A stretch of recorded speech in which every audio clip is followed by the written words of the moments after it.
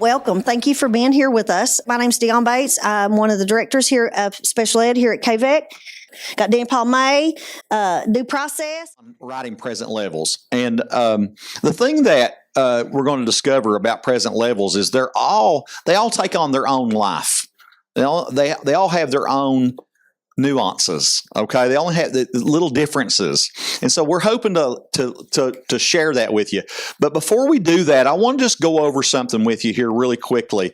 And I've been doing a little bit of work on this because in the old days, it didn't matter how many MMDs you had in your school system. Okay, it didn't matter if you were over-identified in SLD. It didn't matter if you went fishing for an OHI student that didn't make the tables. Okay, it didn't matter at that time.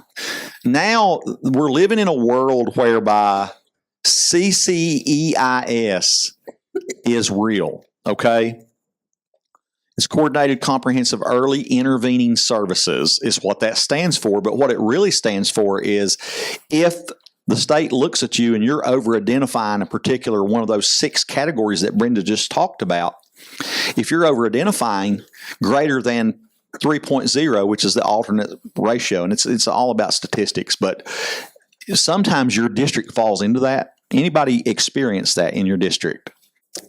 It's not a bad thing. It's just sometimes it's beyond our control, right? It's beyond our control. But then when we really dig deep, and if that happens to you, we'll have our team come in and look, and they'll develop a root cause for why you're over-identified in a particular area. Now, through that process, we've discovered some things. Okay, how you do business in your districts, and so I just wanted to make a real quick segue between the two here.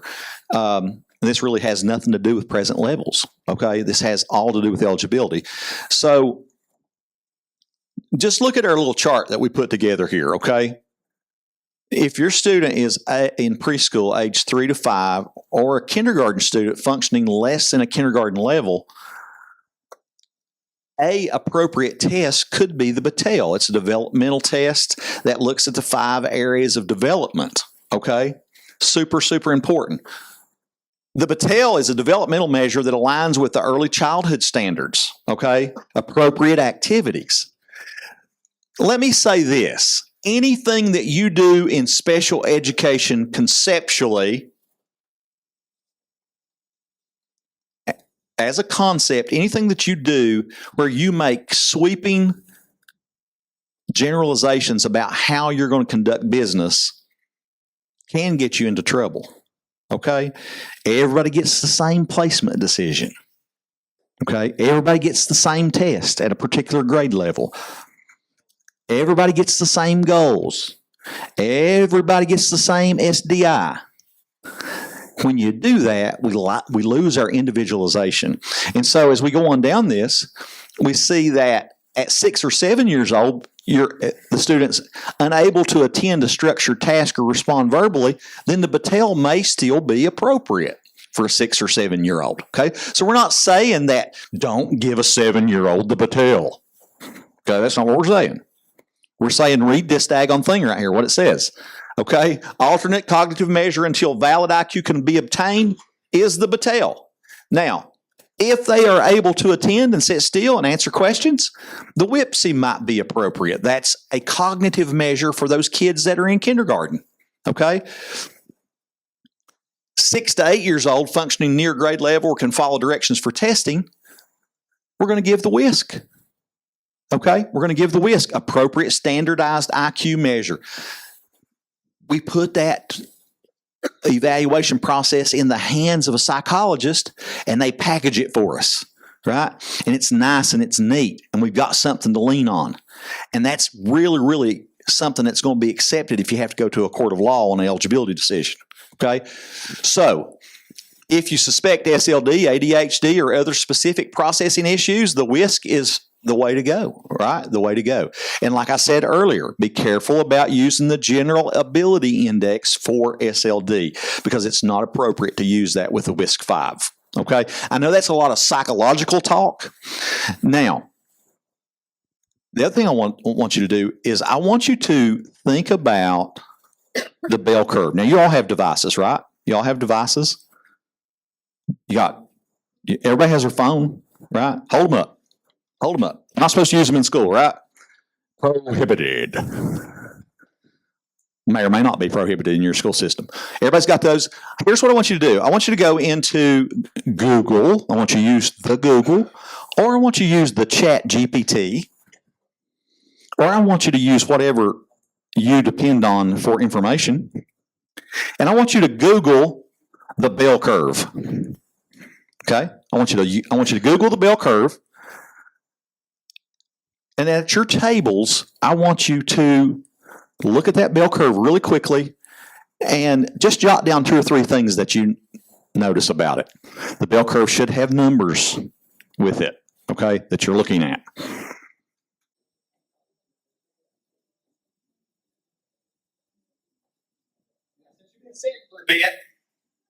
Bring your device with you. Bring your device with you if you can. If you got a laptop, it's like you can leave it at the table. But come up here a little closer. Just everybody get up. Everybody get up. Let's move around a little bit. Everybody just kind of gather around right here. Just kind of form a little semicircle.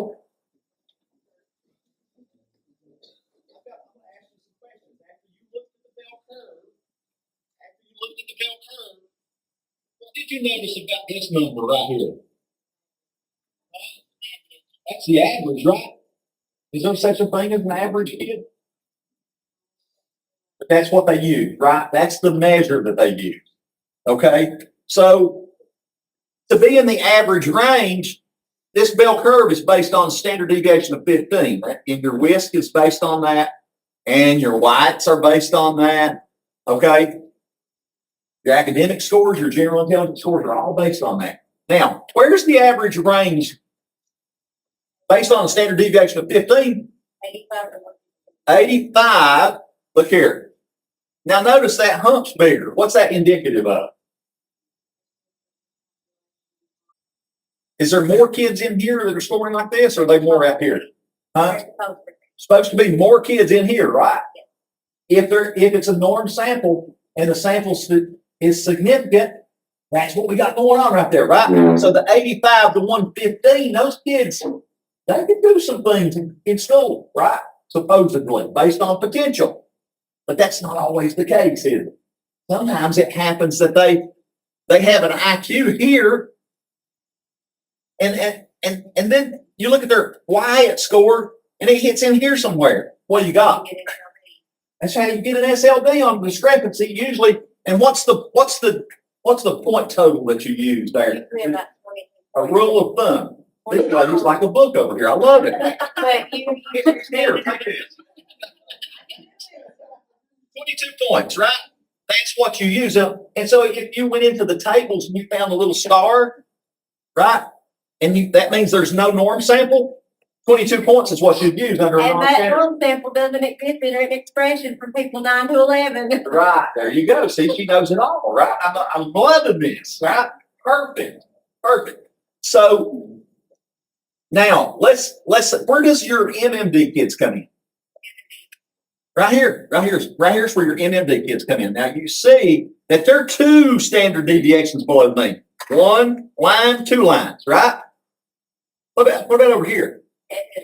Yeah, it's your FMD. Okay, you guys are great group. Okay, I just wanted to make sure that we understand that. But now Brenda talked a lot about what score? 77.5. And what is that? It comes in here like halfway between 85 and 70, right? Comes in there halfway. So, or so to speak. Not very good with math. I need speaking support all the time. But 77.5 is 1.5 standard deviations below the mean.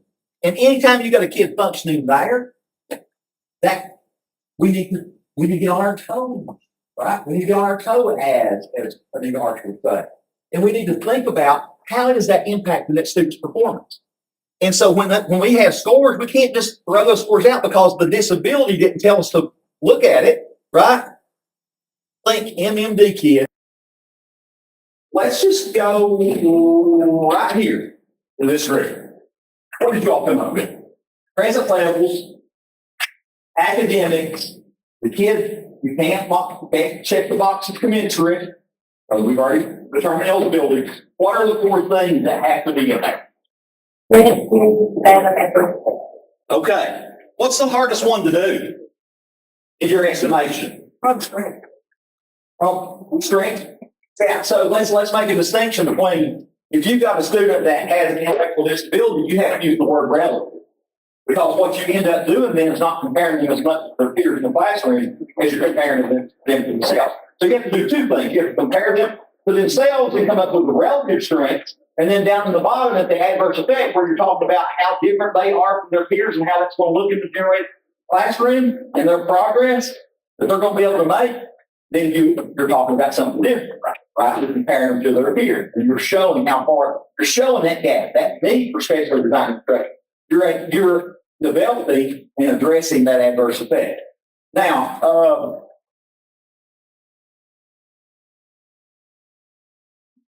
Ken, what would you say?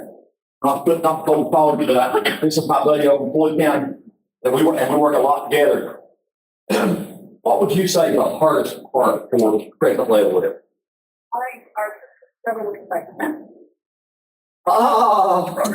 Yes. The teachers struggle with the baseline. Here's what I'm going to tell you.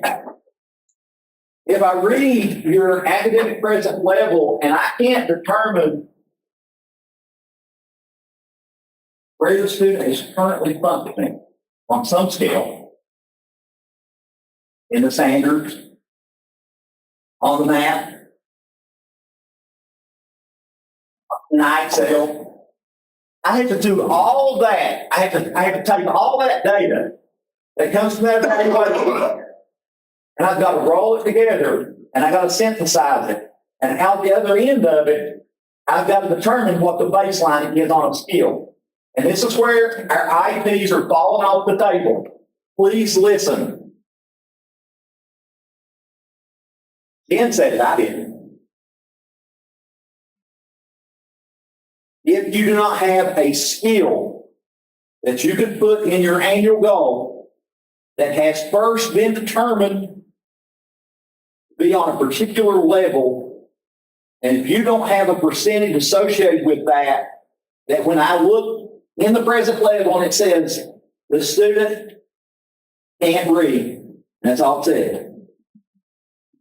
And then I go over here and you've got a goal that says the student's going to read on such and such level at 80%. I can't measure that. You hear me? I can't measure it.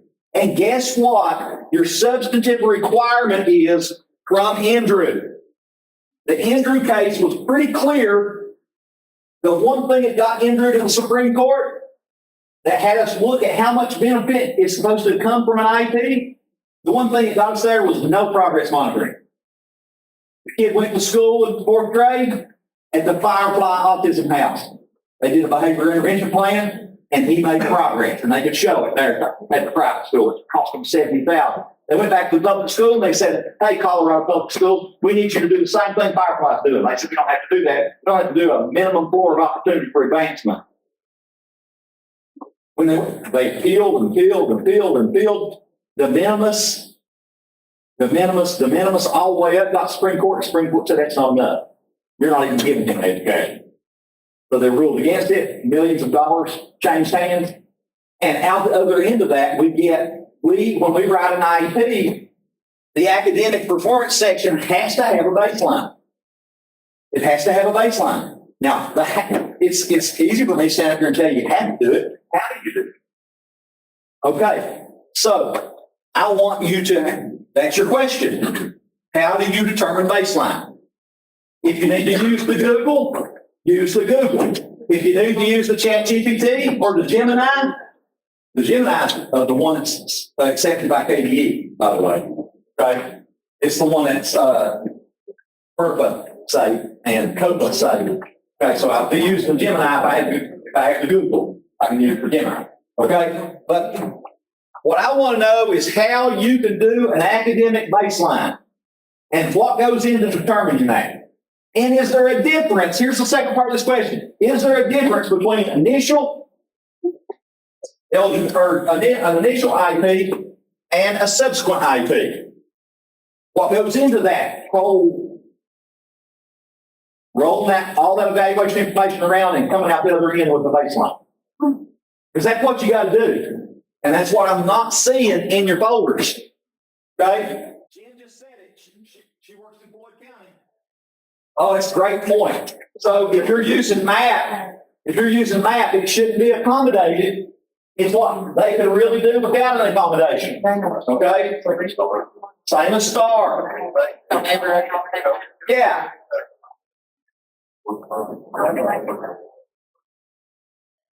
Give me 3 or 4 good bullet points. Come up with a good answer as to how you're doing a due baseline. Okay? You have a question? Yeah, you got to look at the previous goals. You got to look at the previous goals. You got to say, how much of the previous goal did they get? And I just said, if a kid's in the 4th grade and they got a reading difficulty, one of your goals should be reading comprehension. And then, so when we're looking at that, we look back at the progress monitoring and we say, how much of that goal do we need to keep? How much of that goal do we need to tweak? Because you can keep that same goal from year to year on reading comprehension if you change the circumstances or the degree and the criterion with which you're working and operating. So you take all of those evaluation informations, like she said, all of those big pieces, like you got your MAP data, unaccommodated, right? You've got your IXL and you got some iReady over here. You got different things. You got STAR. You got all of those things, and all of those things are nice pieces of evidence to establish where that kid's currently functioning and how far away they are from 100 average. Okay, but you can't give a STAR test weekly, can you? So you can't use the STAR test to progress monitor. You've got to come up with a skill that has been probed. So you either got to look at where they ended up or you got to probe it yourself and determine what that percentage is. Now, we've belabored this point, right? Okay? But it's important. And so when you listen to the folks talk at the State Department, they'll tell you it's super important to have internal consistency in the IEP. Okay? So you got to set your baseline. And it has to be on a skill that is measurable. When they wrote the book on it back in 1969, I can't remember the guy's name, on how to write educational instructional objectives, they have to be measurable. And in order to be measurable, you have to be able to count them, you have to be able to see them, time them, or hear them. Okay? If you ask yourself this question, is it okay to write increase or improve in your goal? Is that a measurable verb? Increase, improve. No, it's not. It's not measurable. But what is measurable? Read and answer questions is measurable, right? Solve, compute, write. You have to think, can I see it? Can I see the kid do it? Can I count something that the kid's doing there? Can I hear him do it? Can I see, can I hear it, time it? Can I time it? Okay? If you're not doing that, what? Okay, here's your next question. Under that present level, the hard part is the baseline, and we kind of beat that out. If I come and review your file and I open that file up and I can't see where that kid, what you need to do is read through that present level after you've written it and ask yourself this question. Where is the kid functioning in reading? Where is the kid functioning in mathematics? Where is the kid functioning? And if I don't have some way of quantifying that, turn that into a number, then I don't have an effective present level. And I've got to have that percentage in that present level that links to that goal, that annual goal. Does that make sense? So that's how you do it. So we write strengths, and they're related to skills. We identify the student's area of need with all those tests. And we say the kid is deficient in reading comprehension. And then we probe the kid, or we have a previous score from a previous goal that we bring forward, and we set the baseline. And we should be talking about grade level when it comes to academics. Okay? We should be talking about percentile ranks. We should be talking about those things to establish where the level is. Because I need to know where they are in order to be able to measure it and see if they made progress. Okay? The goals need to be written ambitiously, and they need to be written individually based on the student's needs. Okay? Any questions about that? Okay? All right, so if you're talking about how much time I have left, Dion? See in here? How much time I got left, Doug? 40 minutes? Okay, thank you. If you're talking about so let's do a review. All right? Everybody take a pen and pencil, okay? Piece of paper, and jot down the 4 things that you have to have in present level academics if the box is not checked. Okay? What are the 4 things? Just read. If you write that present level, and you've got strengths, and you've got needs, and you got data, and you got adverse effect, tell us how you still would fail if you had all those things written. And you know, when you write your present level, it's really nice for the reader to be able to say, I got a header right here. It says strengths. We're going to talk about strengths. And then we're going to go down to the next one. We're going to talk about needs. And then we're going to go down here and talk about evaluation data, including progress monitoring and all that, and baseline. And then we're going to get down to here to adverse effect. And we're going to have another header, and it's going to say adverse effect. And we're going to talk about all those pieces. And for an MMD kid, you got to do it how many times? 3 times. 3 times. Reading, math, writing. Okay? You got to have it all. Well, we're not talking about that right now. Okay? That's another day. And that's why it's so hard to write these things right. Okay? Because it's so much. But what's going to fail you, Jaleel, if you don't have what? If I can't read that and determine where you know? Numbers. You got to have numbers, he said. He said you got to have numbers, and it's got to be associated with the skill. It's reading. Reading and comprehending. How well does the kid do on 3rd grade level? Because that's where they're currently functioning. That's what all the data's told us. I'm telling you, if you don't get this right, the house falls. This is foundational. And if you're using extraneous stuff, and you're throwing everything in there but the kitchen sink, and I still can't tell where the kid's functioning, failure. That's what I was getting at. Okay? You got to have numbers. Okay? It's like if you don't have any numbers, you don't get to the college level, do you? No. You got to have numbers. You got to have 100 yards rushing, right? 17 tackles, right? 200 yards rushing. In writing the present level, if you don't have a number that then links over there to the annual goal, failure. Failure. You can't measure it. IP, not worth the paper it's written on. So here's what I'm going to say to you. When you write your present level, get in the habit of reading your work and asking yourself 2 questions. Do I have an identifiable baseline? And do I know where the kid is currently functioning? If you don't take anything home today about IEP writing, take those 2 things home. Okay? Now, next question. You've got an MMD kid. Sounds like a Barney Fife episode. A guy moves into town, right? You've got an MMD kid, and now you're going to skip down to the general intelligence section. Okay? If he's MMD, can you mark the box commensurate? I tell you what I get. I get scores. And that's about it. That's what Brenda gets when she reviews files. What do we need in this section? Now, use your Google. Go to the general intelligence section in the IEP guidance document and review it. Right now, do that. Put the work in your lap here just a second. Go to the IEP guidance document and go to the general intelligence section on the the guiding questions, I'll get it here in a second. Look at the general intelligence section and tell us what you have to have. What's the guiding questions? What are you trying to determine? You remember the kid's MMD.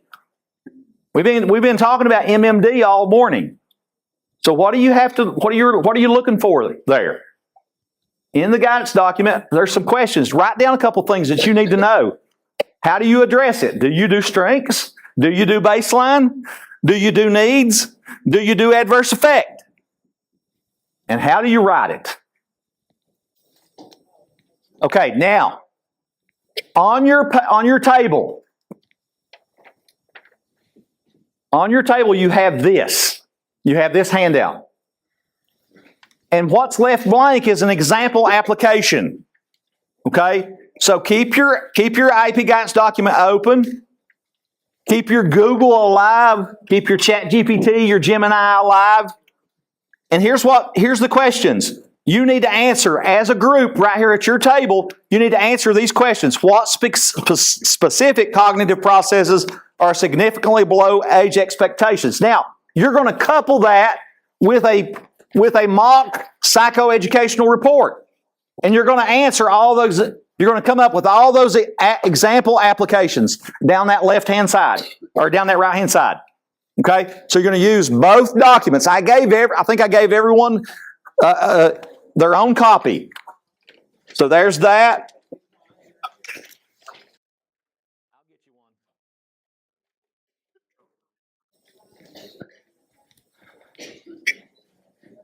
So now the ultimate goal for you is to learn how to write a general intelligence present level for an MMD kid. And to come up with some examples of how you're going to treat that kid. So that last column is going to be a manifestation of that general intelligence in the classroom. It shouldn't. Appreciate it. You got a question? The IQ. Like it shows this percentile of like the math, and then this is their intervention data. This is their state assessment, but I don't see where they get the psychology for their IQ. Did we have a missing page?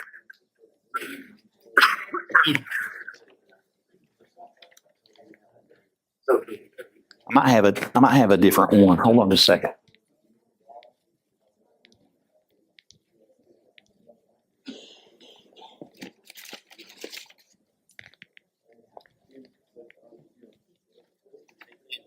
Mm-hmm. Where's the IQ? Yeah. I think I messed it up. Didn't print. Evidently didn't print on both pages. It should have been at the start, right? It should have been at the start. Yeah. Some of them have them. Do you have IQ scores on there? I didn't see them. Okay. Daggone it. Okay. We'll fix that. We'll fix that.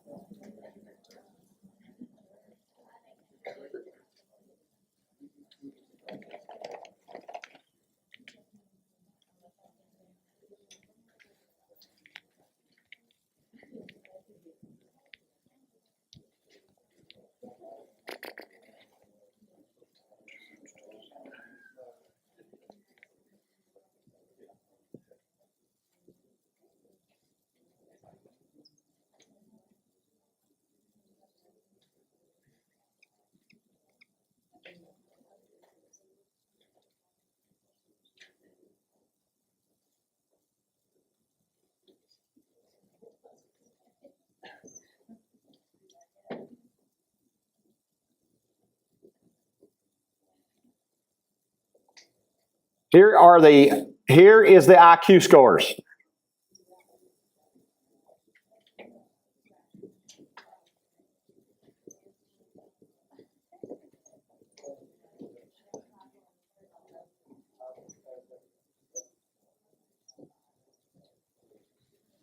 Okay? So here's your IQ scores. For whatever reason, it didn't print that page. My apologies. But here's the IQ scores right here. You got your full scale of 66. You got your verbal comprehension of 70. Your visual spatial index is 66. Your perceptual reasoning index is 71. Working memory 60, and your processing speed 79. But when it all flushes out, you get a 66. Okay? So those are the scores. Now you should be able to do it. Okay? But what I'm looking for is what scores are making the impact in the classroom, and how does it manifest itself? Because what I need to know is the impact of the working memory. I need to know the impact. Okay?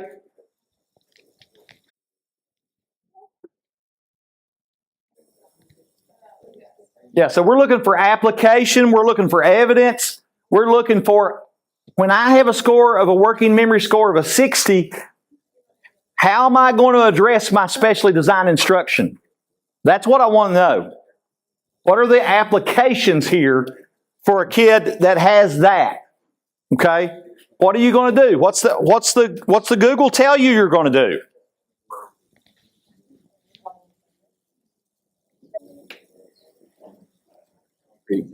Now, as the teacher, a teachable moment here, we're walking around, we're looking around, we're listening in, we're checking for understanding, we're making sure everybody's on task.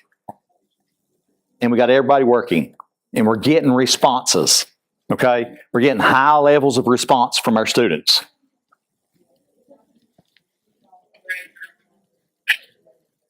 You never let anybody off the hook either, right? Everybody's working. Everybody's going to report out.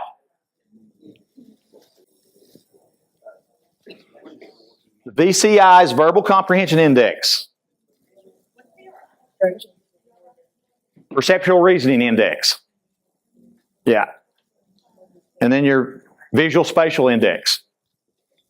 Yeah. Visual Spatial, Perceptual Reasoning, Verbal Comprehension, and then your working memory and processing speed. Those are your 5 areas of the WISC. That's what we deal with all the time.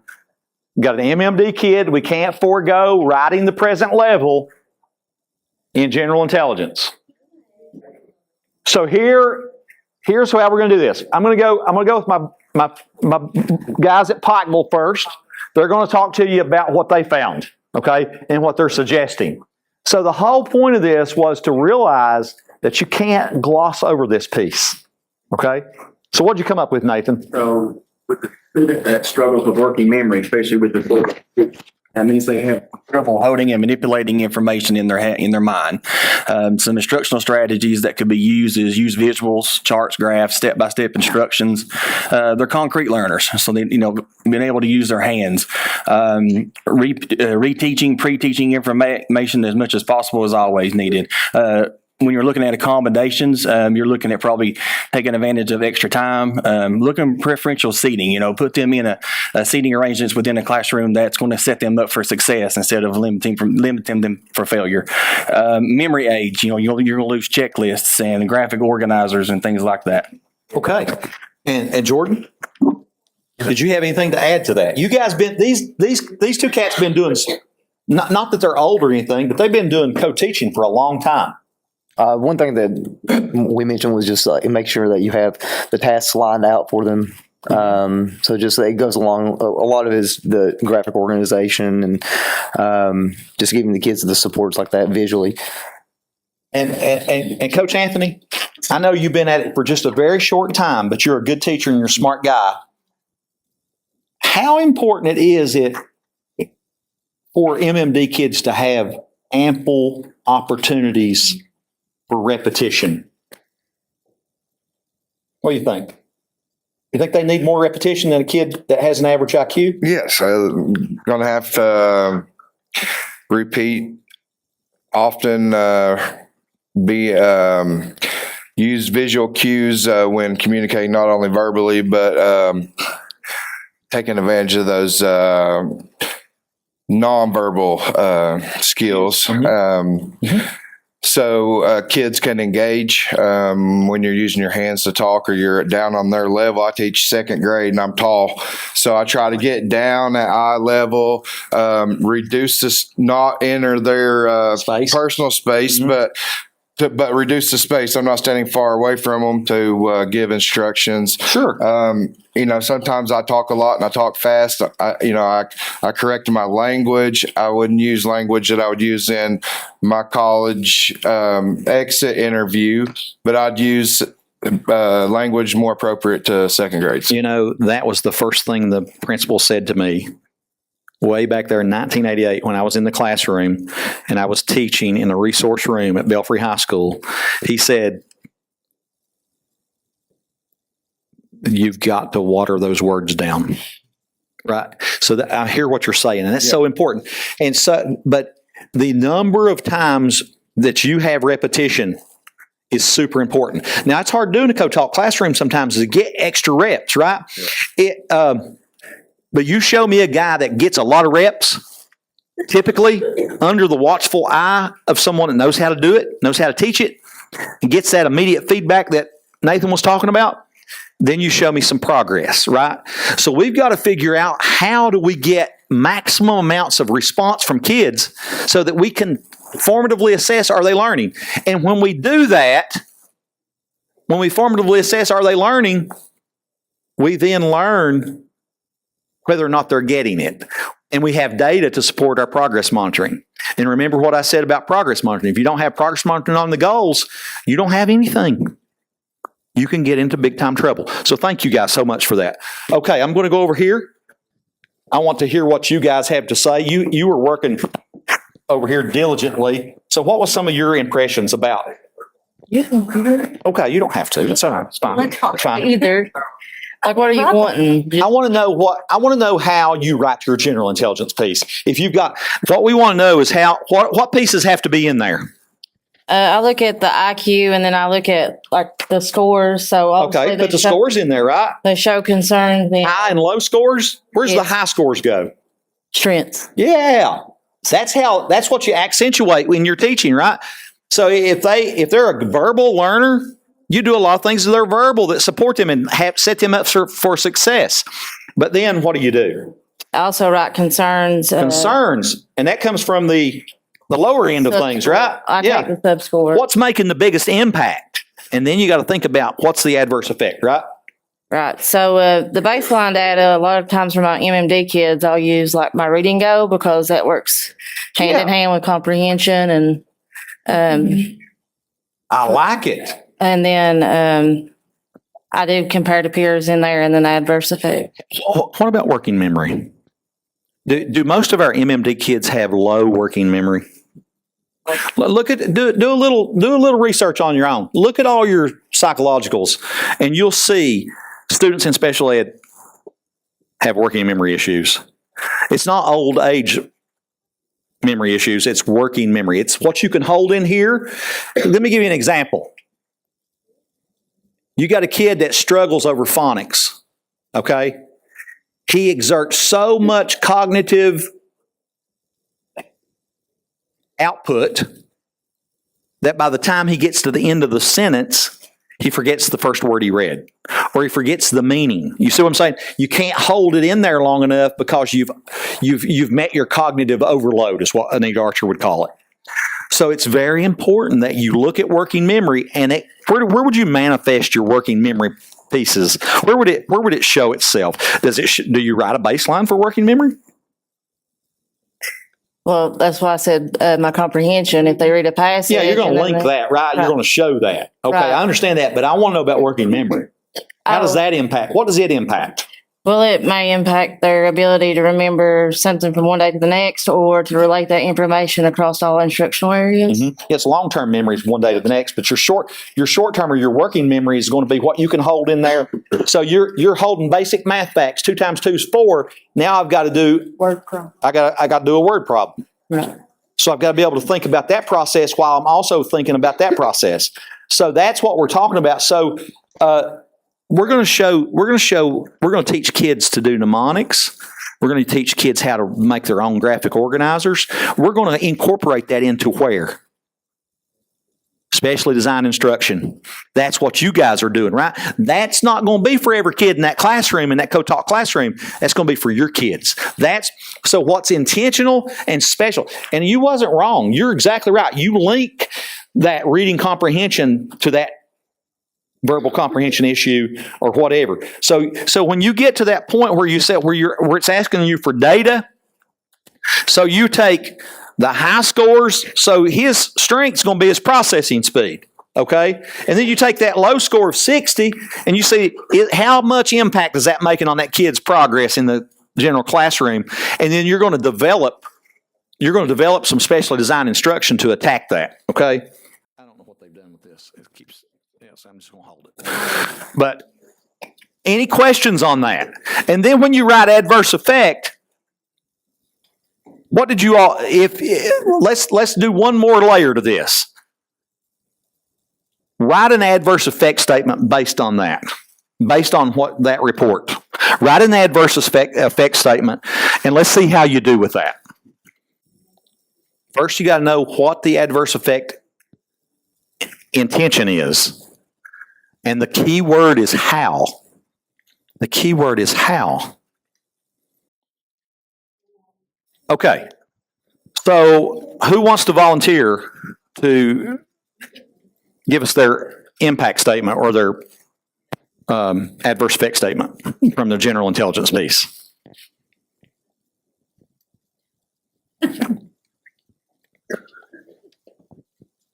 My group from Floyd County. So we didn't write it out formally because we were focusing on things that were part of the adverse effects. Okay. And that would be attending to task, following directions, reading skills, organizational skills, and memorization. Yeah, it's so how the disability is impacting the progress in the general curriculum. Okay, you hit it right on the head, right? And so what you've got to do is you got to be able to take that data that you get from a general intelligence piece and how does it manifest itself in the classroom? What does it mean? So the point of the whole exercise is to say, number one, we've got to have strengths. We've got to have needs. We got to link those pieces in general intelligence to other areas of baseline. It should link to your academic performance. It should link to your functional or your executive skills, your functional, like your daily living, your social emotional. Those all should link. Okay, and so you would say C baseline in social emotional, and this is what you're going to find. And then when you get to that adverse effect statement, Brandon wrote a really good one too, and Floyd County had a great one here. My friend Jennifer Wells did you guys did a great job with that. It's all about answering how does the disability and all those scores impact that child in the classroom. And what are the skills that we need to work on? And then we take that and over there in specially designed instruction, we link that back to the general intelligence piece every time. Okay? Especially for an MMD kid, FMD kid. Especially kids that have lower IQ scores, okay? You really have to make those linkages because we're working for internal consistency in the IEP. Okay? Any questions about that? Okay, the next one is, okay, just in review here, we're getting ready to close down. I see I'm getting the 4 minute here over here. Been doing this for a while. Hold me down. You want to get one, right? So, we beat this into you. Strength, need, data that culminate in a percentage on a skill that you can measure. And then that information is going to link over there from academic to your goal. Now, the general intelligence piece is going to link to other areas in the present level. And it's also going to link over to your specially designed instruction or your supplementary aids and services. I didn't say that. Because the whole intent is to find the right mix of accommodation and instruction. Okay?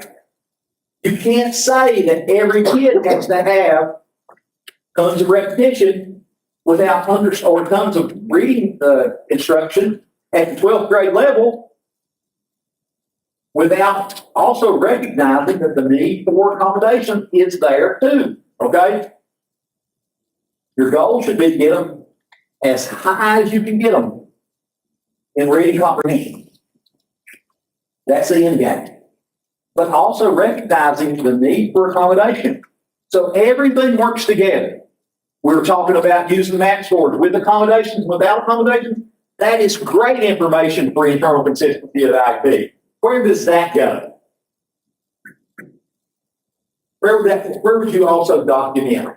Like if you said, Nathan, if you said, this kid has to have a calculator on the non-calculator portion of the Kentucky State Summative Assessment.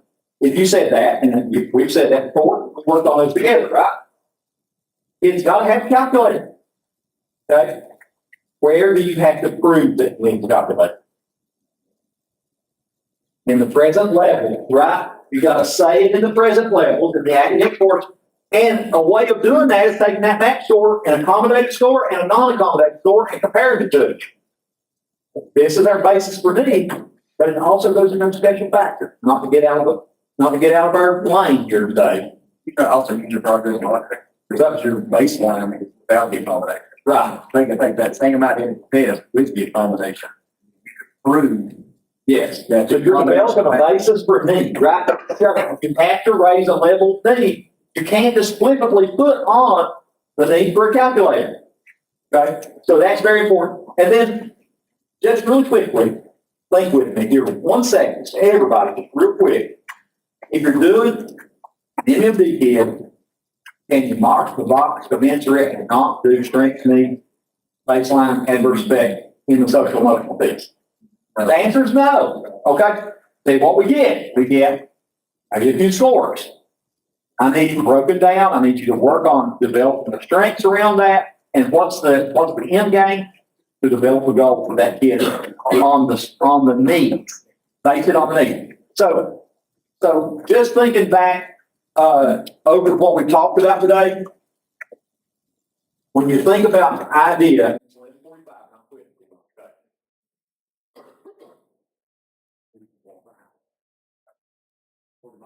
last thing I'll say, you have to meet procedure. You have to do procedures for idea compliance. Okay? What am I talking about when I say procedures? If they notice, check boxes, invite parent, child find, all those things. What we've been talking about today, though, is the substantive part. How much progress is enough progress? How much benefit is enough benefit? So it's a two-fold deal: implementation, substance of the IEP, and procedures. Then you got to pay. Okay? Then you have a pay. Free appropriate public education with all kids.